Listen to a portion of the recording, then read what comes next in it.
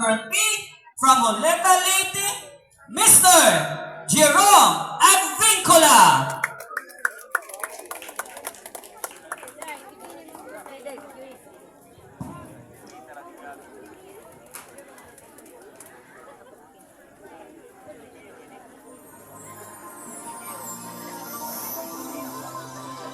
Cover speech.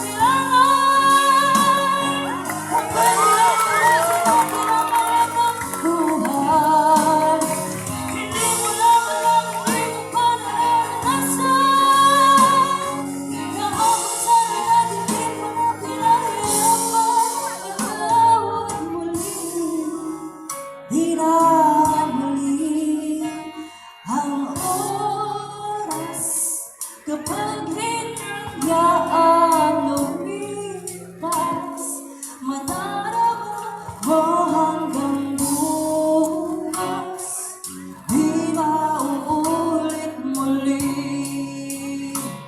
di na muli.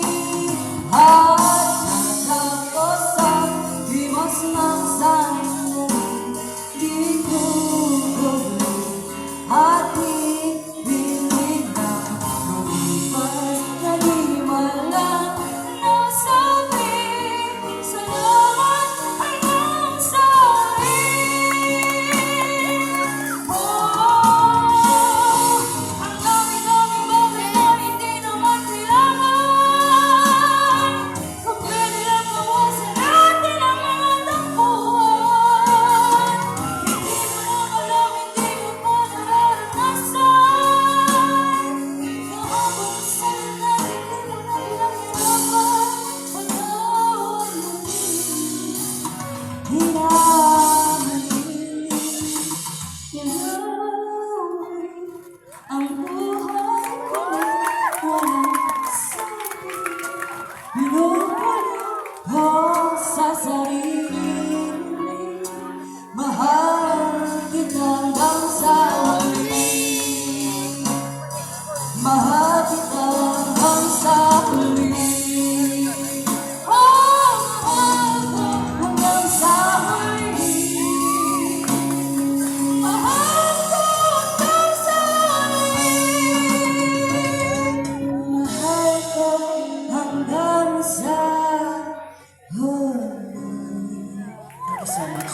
There you have it, ladies and gentlemen! A big round of applause para kay Mr. Jerome Advincula from Hulitan, Leyte.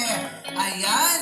So, grabe ang boses mo. Talagang hindi siya pinexpect ng lahat na ang suot mo ay pala Efrain Bata Reyes. Pero ang boses mo mala Regine Velasquez. Wow. Pero pag ganun, wow, bakit Robin Padilla ni Juan? Action star. Anyway, bakit di na muli ang kinanta mo? Dahil ba, di na muli mo susuotin ang pag-Efrain Bata Reyes? Song of choice ko po. A choice of song mo, yan. So, meron ko bang inirelate doon, ba inahandog na kantang di na muli? May hugot ba sa buhay si Mr. Jerome? Kasi student po kasi ako man. So, Di ka na, so di na muli mag-aaral pa, gano'n na, no? yes. Hindi ka na mag-aaral? Pagkatapos pag-graduate. Anyway, since it's a battle of champions, matanong po, meron ka na bang napanalong si competition na ikaw ang nanalo? Sa school po. Anong in-jump? EPSO singing contest din, EPSO Batalyon. Ilang kontasan kayo? Dalawa lang kayo, no? Siguro. O, ilang kayo nun? 5. Ay, department kasi po. Ay, by department. Anyway, so, welcome po dito sa ating Gimiran Isla Paz singing competition. So, once again, a big round of applause to our contender number 3 from Hulita Leyte. We have Mr. Jerome Advincula.